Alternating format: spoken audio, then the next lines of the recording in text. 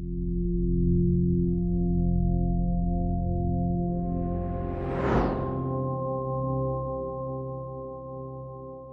actually only one conversation that ever happens here. I was going to say we're moving from embodiment into mindfulness or in self-inquiry, but we're not, right? Are we, Jon?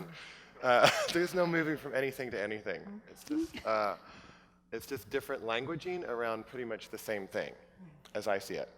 And that actually could be an interesting way to start, because some people probably look at each of your work with mindfulness and self-inquiry as somewhat separate. And what are you doing on stage together when you have different shticks, different, different games or different focuses? And it could be kind of curious just to have you share a little bit about how you see when you do teach or you do lead sessions, what do you see yourself as leading? And and how there might be similarities or different approaches to each of your work. Is that a good way to, yeah? So what I appreciated... And what you appreciate about each other would be great. What I appreciated this morning is sitting with you, Jon, with the sound in the clear direction. It was so clear, and it came out of that, it felt to me that authentic experience of you in it. So it was so easy just to sit by that well and just drop in your words. You know, it's to me, it's not like something you can practice and memorize. Didn't it feel that way? You were just dropping in so simply, and the visual so clear, and allowing those answers to meet your questions, and then more deeply again and more deeply again. And as I see inquiry, as I offer it, it allows people to identify with the judgments that they're thinking and believing, and then just drop into using those 4 questions as the guide, a kind of dropping into the well, like there's something wrong with me, with eyes closed and just sitting in, is it true? Is it true? And then just contemplating that, the way we dropped into the well this morning. And then noticing, and this is what I appreciated about your discussion with Eileen, is noticing how you react when you believe the thought. She described it so well. You know, the distance, the worry, I can't say it better than she did, because she also, coming out of experience, an authentic experience that we all know so well. And what I love about inquiry, that kind of guided mindfulness, because we are mindfully focused on, is it true? Focused on how we react the moment we believe the thought, and all those emotions. And then, as Eileen said, it's so connecting, and sitting with you was just so connecting all the way. And experiencing that is embodiment, and it's who am I without the thought, without believing that, those harsh judgments, like, for example, there's something wrong with me. I mean, who am I without that? I can hear. I'm aware. I'm present. So as we mindfully, using that beautiful term that you have attracted so many of us to, I love it. And sitting in that, we become comfortable in our lives and in the present moment, and noticing the anticipating. It's like, if you want a little fear and terror, get a future. And just in case that's not enough, if you want a little depression, get a past. And notice how you react when you believe these thoughts. It's like you're scattered.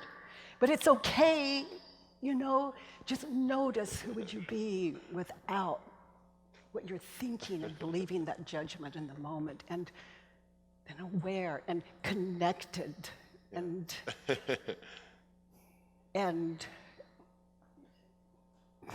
present. So John, that seems, how would you put in, I know language never is sufficient. The way you framed this, it's like, okay, are you and I the same or different? Are we teaching the same thing? Yeah. Which is a familiar koan in the Zen tradition. Yeah. Because it undoes the mind that thinks.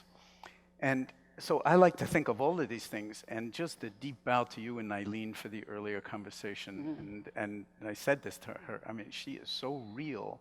And what struck me was, in both of you, when we allow ourselves to be vulnerable, and not feel like, I'm the person that has it all together. And then I put on a front, a mask, so to speak. And when we allow that to sort of dissipate, we know it's there, it's an impulse, but then it dissipates, then the authenticity is not literal, I was going to say virtual embodiment.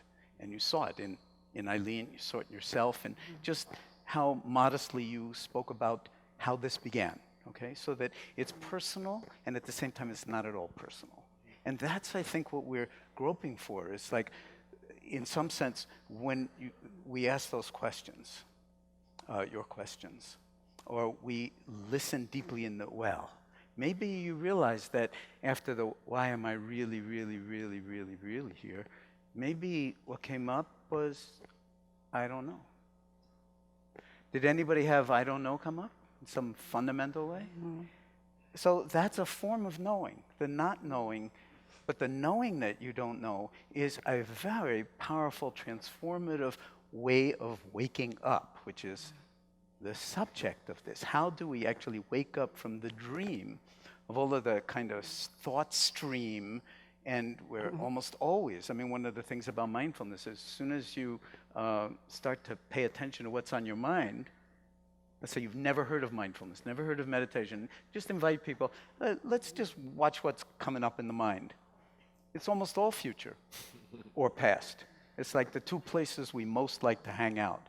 And then you realize you actually make or real. Most don't like to hang out.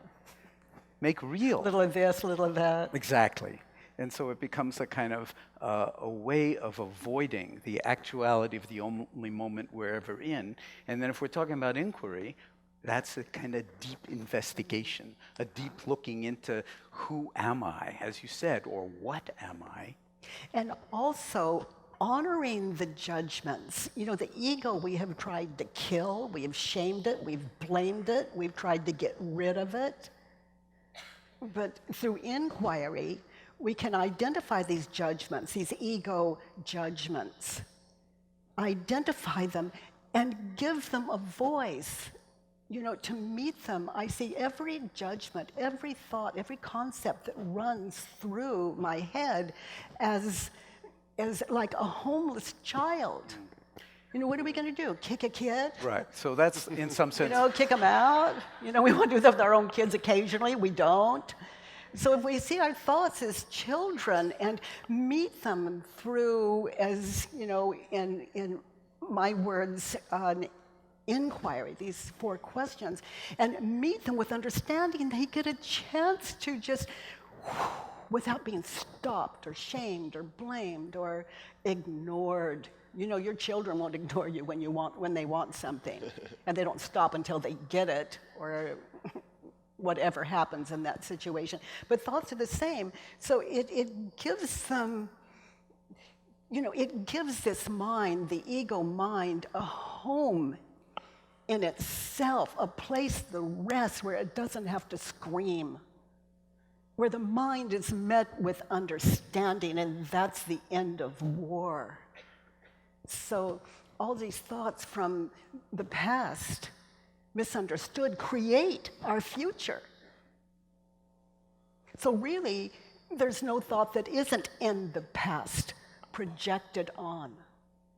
So inquiry is it's again just meditating on a judgment and moment in time, going you into often the well. refer putting out the welcoming mat, I think, John. Is Yeah, and asking yourself, is my anger or my sadness or my fear, is my awareness of my anger angry? And you can investigate. You ask yourself and look, is my awareness of my fear actually afraid? Is my awareness of my sadness sad? And then you can even investigate the my. Yeah. Who is it that's even caught in that stream? Yeah. And it's, in some sense, one way of thinking about observing one's thoughts in the mind, and I'm sure you've all had this experience, is when you get very quiet and very still, and thoughts bubble up. They're kind of like coming off, seeding from the bottom of a pot of boiling water, and they come to the top, and they go poof, all by themselves. You don't have to do anything. If you're truly in the knowing and the not knowing, and the non-self-identifying with the thoughts, they self-liberate in a certain way. It's almost like touching a soap bubble. Your awareness touches the soap bubble, and it goes poof. And then you don't need to create a future or a past, because that's thinking. And when you are awarenessing, it's kind of nothing wrong with thinking, except that it imprisons us constantly when we're not mindful of it. But once we befriend thoughts, then they're no longer, we're bringing the children back into the family, so to speak. Yeah, and the next time they come, they're meeting understanding, so they're no longer a problem. You can see, it's understood that it's like if we're fearing, are we fearful? Are we afraid of something in the world, someone or something in the world? Or are we afraid of what we're thinking and believing about that something? It's what I'm believing about that something that is the cause of my fear, not that something. The world it's a beautiful place to live once you understand the mind. Well, a couple real quick things. I'm hearing a slight echo, just so the people who's doing the sound can address that. But I'm wondering, because I know you're both in relationships, you both have children, and I know a lot of us get triggered in relationships and also with children. So I'm curious, does that still happen for both of you? And when that does happen, what is your process around that? Because I think a lot of people will be like, cool, I'm totally into the present moment, I'm noticing my mind, and yet that damn ex or that damn whatever, right? How can my kid do this for the 100th time, And so there's certain close things that I think grab us more than other things, and I'm curious if you have particular experience and guidance around those very touchy, delicate things, which comes from any two people living together with different desire systems, of course. How can you not have challenges? But I'm curious in your own lives, and to whatever extent you feel free, how to work with triggers, because I think that's something. Anybody get triggered? That's something that as like, I'm a spiritual person, I'm so peaceful. Oh, I just love you, and yet, this other thing comes out. And so, how do we make space for that?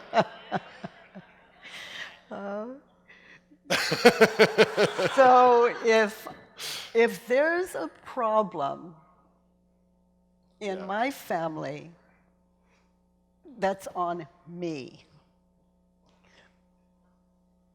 Someone just said, what? Living with Stephen is to live with the perfect man. I can honestly say that.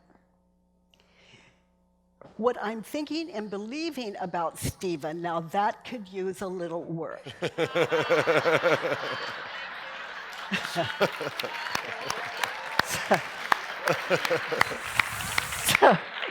So it can be very quiet in our house.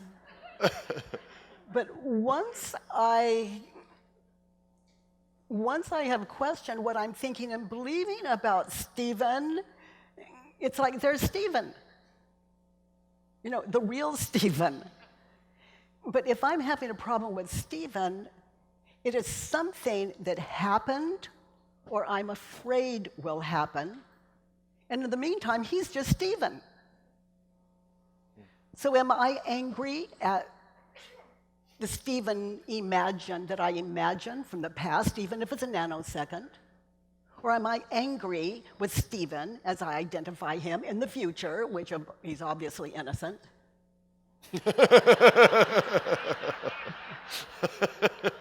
I mean, either way, he's innocent, right? One's gone, one's not happening. So if I'm angry at Stephen, I'm nuts. I'm angry at this Stephen or this Stephen. How about this Stephen But who's never right there Stephen. not doing the dishes? He's right there, and he's just not doing the dishes. And you see him, you see the dishes, and he's just right. Now that would be Stephen.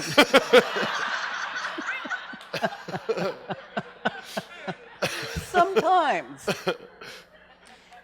But if I believe that he should do the dishes and he's not doing them, you know, then there's Stephen not doing them, and then there's this unkind husband that of the future, and me having to do the dishes. You see that image of me having to do the dishes? Okay, because of him? Okay, well, he's just standing there with a smile on his face. He loved dinner.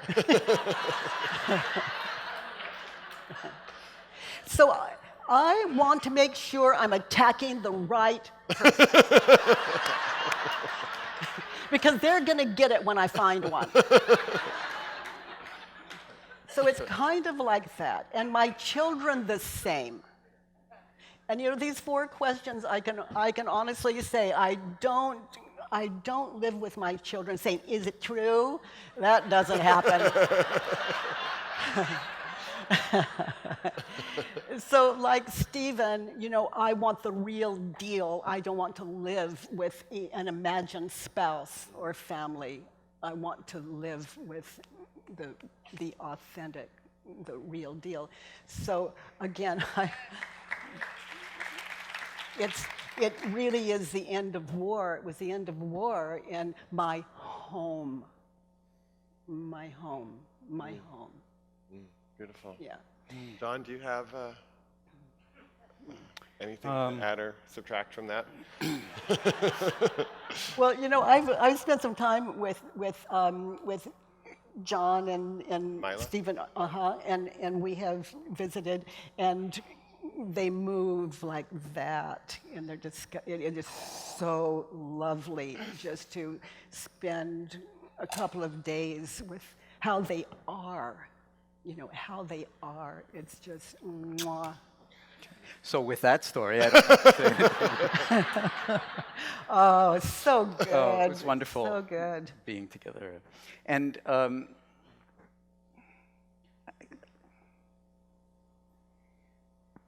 think you're famous for saying, if you want to fight with reality, you're going to lose every time. Right? Yeah, yeah. So Argue with in reality. family, how many of you are part of family life in some way or other on a regular basis? Raise your hand. So okay, so that we're talking about sort of something that's very close to all of our hearts.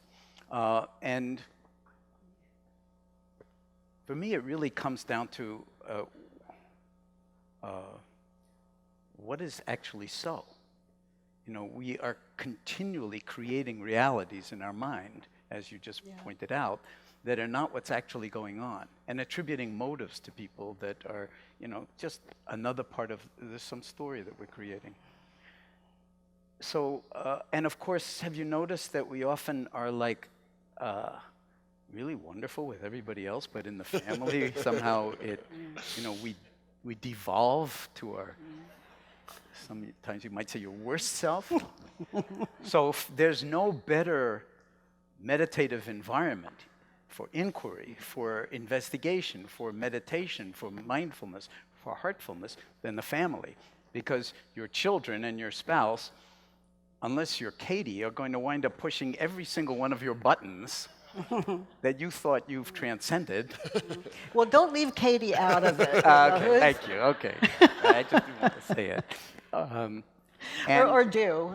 you're going to get a chance to recognize that in this moment, I don't use the word spiritual, but whatever you want to attribute, your mindfulness practice, your best self, your so beautiful, wise, caring, spiritual self is completely evaporated and you're a stark, raving lunatic in that moment. Why? Because you're attached to a particular view or outcome. Now, the rotation in consciousness is, in that very moment, just as you're saying, in that very moment, can I wake up to what's actually going on? And stand in an embodied way in understanding that this moment is a profound opportunity. It is the curriculum. The non-dishes, the issues around this or that or whatever it is, or the just saying, I didn't even sign up for this. I never thought that it was going to be like this.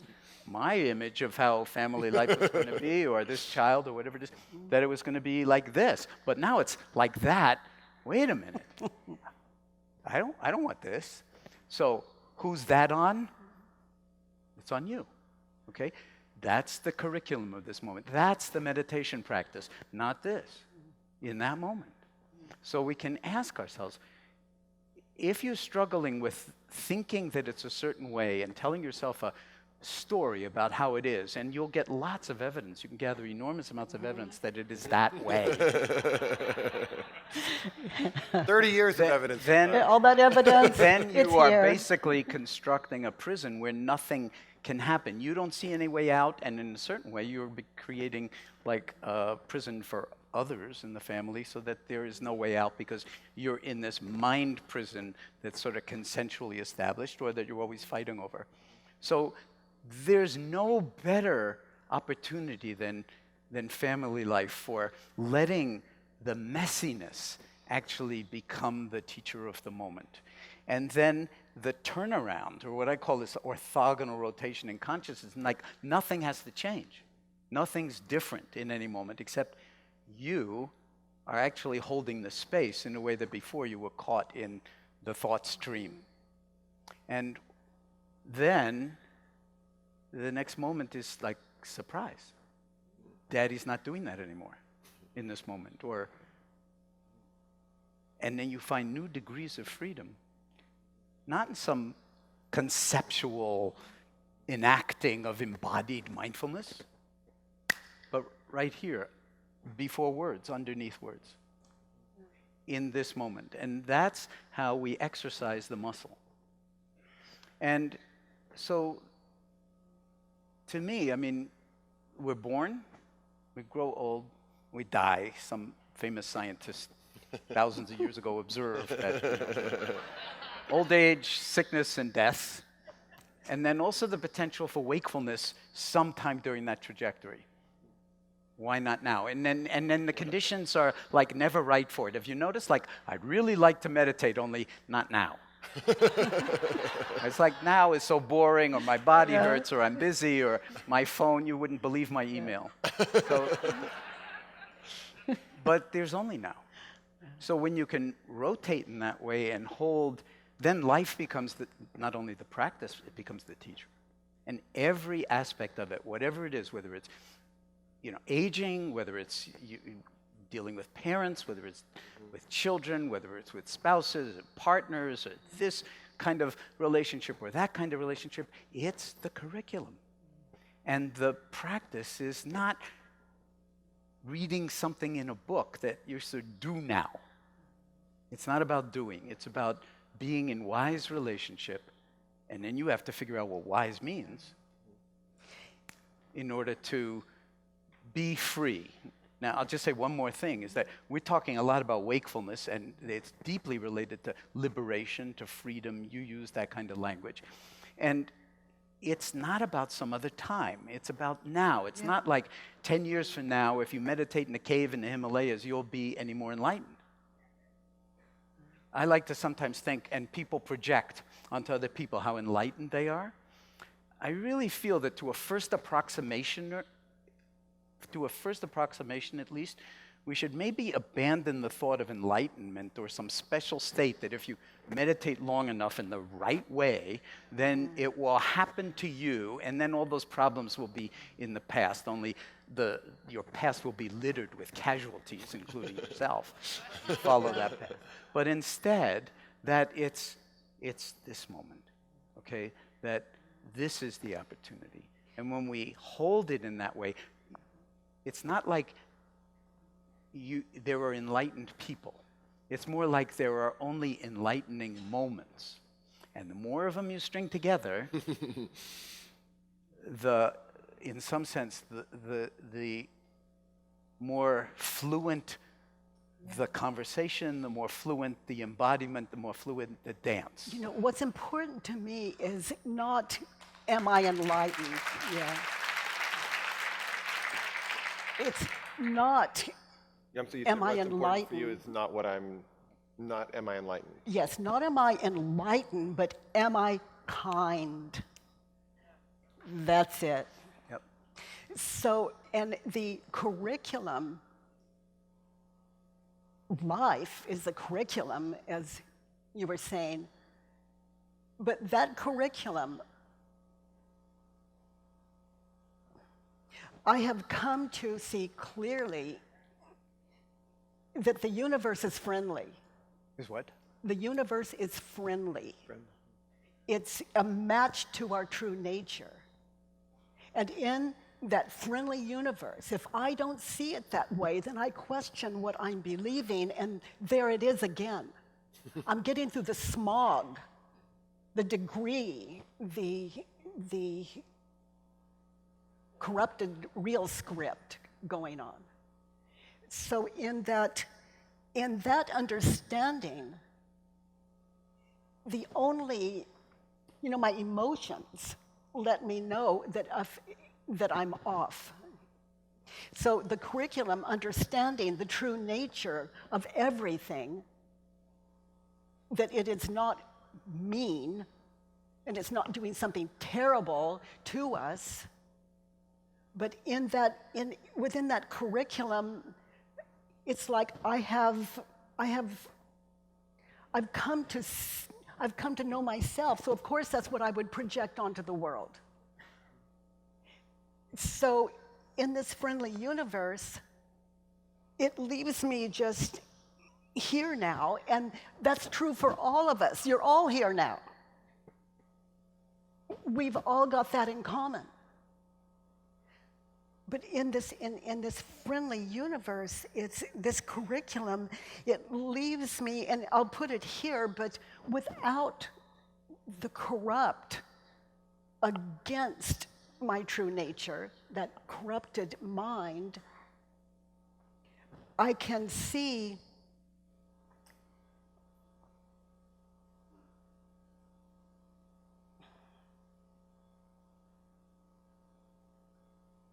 I'm free to see what really is. I'm excited. Without these stories going on, something opens my eyes in the morning, and I'm excited. I'm using the word I'm excited because I don't know the future. I'd get one if it were necessary. It's absolutely unnecessary. I'm excited. So someone asked me before I came on, it's like something about, I hope you do it well. And I thought, what is it I'm supposed to do well? And then I remember also there is no curriculum. The curriculum was in noticing that.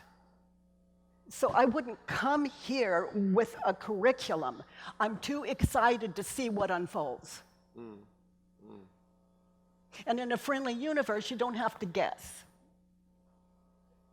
So anything that would cost me that friendly universe would be a judgment about you or about me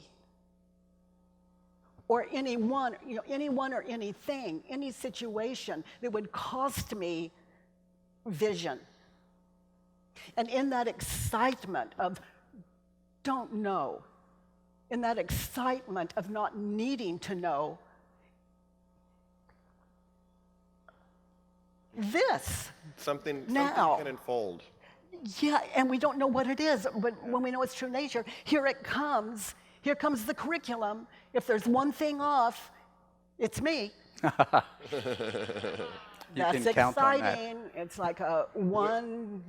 We have a. That's the danger of the personal pronoun. So please hear what Katie just said on a lot of different levels. If there's one thing wrong in the universe, it's me. Don't take that personally. No, it's the way I am seeing. It's what I'm thinking and the believing. conditioned Very, mind. very good. So we are getting a message from the friendly universe. Please I want wrap to avoid- up. And I don't have paper. I want to To resist wrap that. up the glass. I want to resist. We I want to don't have a resist that ball. reality. But I also know that there are rules to the universal game. And mainly, I really want to appreciate both of you and thank you for bringing your Thank heart you, and Soren. allowing us to unfold. Thank you all.